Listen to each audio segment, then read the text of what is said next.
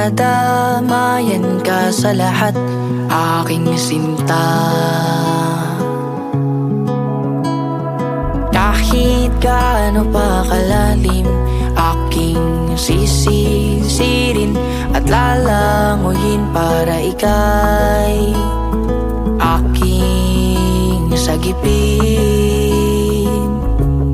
Tuwing nalulunod ka, nahihirapan ka, di magdadalawang isip na tulungan ka. Kaya wag mo akong itaboy tuwing naguguluhan ng iyong sa